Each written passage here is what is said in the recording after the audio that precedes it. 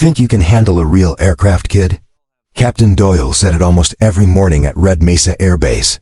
Corporal Nadia Khan, 5 feet tall, sleeves stained with grease, kept her head down and kept working. Some pilots called her the hangar ghost. None of them knew the secret that would freeze the whole tower the day the radio spoke her name. Nadia wiped dust from her face under a 100 to 130.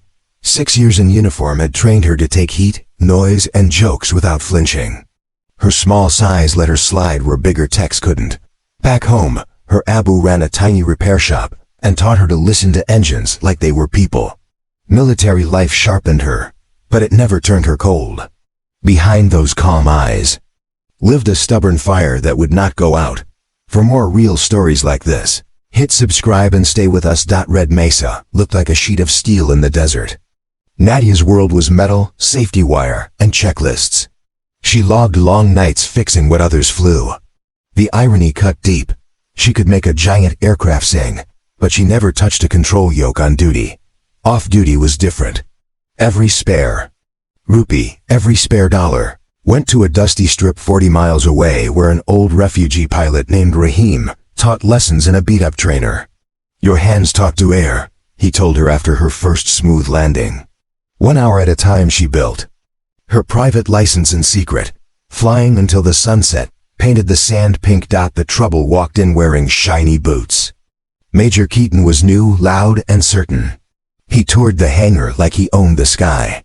He stopped at Nadia's bench while she rebuilt a fuel pump and asked, without checking her name or rank, why a girl was touching critical systems. His voice carried to the rafters. He questioned her training, her hours, even her right to be there. Then his eye caught the small black book tucked in her toolbox, her flight log.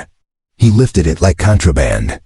Mechanics don't play pilot, he said, and tucked it under his arm as if the theft proved his point. That night the empty space in her locker felt bigger than the room. Nadia sat on her bunk and counted every time she had swallowed a comment. Instead of spitting one back, she pictured her Abu's smile behind grease-black hands. He always said, if it's broken, we fix it. But how do you fix a rule that sees gender before skill? Sleep did not come. Only the memory of smooth air, of wings that answered her touch, and Rahim's quiet voice. Let the wings speak. The next weeks turned heavy. Keaton reassigned her to the dullest tasks. Paperwork replaced engines. The civilian strip called to say a major had warned them about her hobby. A few techs stopped joking with her. A few started new jokes. The chaplain suggested she transfer to a different role. Rumors made her a cautionary tale. Then came a base-wide briefing on knowing your lane. Everyone knew why it existed. Nadia stood at attention and felt the weight of being the reason. For an order no one needed. 3 months later, the siren split the afternoon. A twin-engine trainer was returning from a check ride with failed radios and a fuel leak. The bird circled low and ugly, the nose gear uncertain. Wrenches froze in the hangar. Nadia stepped outside and watched the airplane shudder through hot air. Her brain clicked. Fuel imbalance. Flaps unreliable. Nose wheel not locking. She had seen this knot of problems once before in a desert deployment. There was a way home, but only one. She ran, security shouted, but she took the tower stairs 2 at a time. When she burst into the room, Major Keaton stood over the scope, pale, shouting to foam the runway. The room buzzed, but the pilot up there heard none of it. Nadia pointed through the glass. He's heavy on the left. If he drops full flaps, he'll roll. The nose wheel isn't down. He needs a manual pump cycle and the alternate gear release.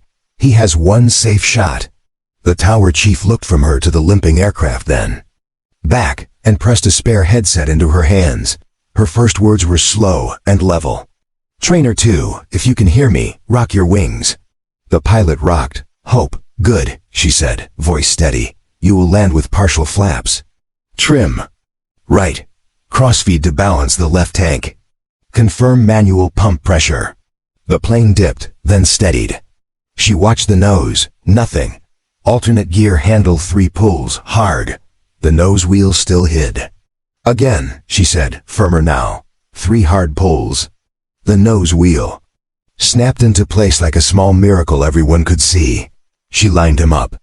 You have one pass. Stay fast. Do not chase the center line. Let it come to you.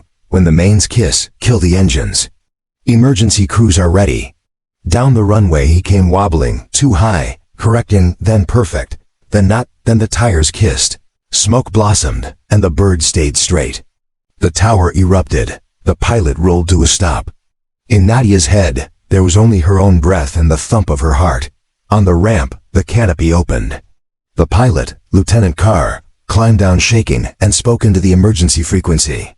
Whoever talked me home, meet me. The tower chief keyed his mic. Trainer 2, call sign Angel, stand by. He put the headset back on Nadia. Say your name, he whispered. Her throat tightened. This is Corporal Nadia Khan, she said. Silence. Then Carr's voice came back, clear and loud, for everyone on base. Corporal Khan, you saved my life. A line formed in the hallway. Major Keaton stood in it, face drained of color. The base commander met Nadia on the tower stairs. The apology came first. Then her logbook, returned without a crease, and a letter tucked inside. A recommendation for a commendation medal and a formal endorsement for officer training and pilot school. Word moved across Red Mesa faster than any jet. The hangar that once went quiet to shame her, now went quiet to hear her speak. Paper moves slow while life moves fast. 2 years later, Second Lieutenant Nadia Khan sat in the left seat of a sleek trainer of her own. The call sign Angel was painted small under the cockpit. Some pilots grinned when they saw it. Some stood a little straighter. The techs who worked her aircraft did it with special care, because the woman in the cockpit knew every bolt and cable from the inside out. Respect on base had a new weight, and her voice had a new calm. In her flight suit pocket lived a photo of a man with tired eyes and kind hands, beside a tin sign that read Khan Repairs. Abu never saw a jet up close, but he taught her courage. Kind that lives in the hands. Before every takeoff she touched the photo once, a quiet promise to do the job right and to make room for the next pair of hands that needed a chance. On her first squadron solo, the sky looked like clean glass. She read the checklist, felt the thrum through the seat, and thought of the girl with an empty locker and a night that lasted a month. Some things that look broken are only waiting for the right hands. She pushed the throttle forward. The aircraft answered. The runway fell away, and the sky at last made room.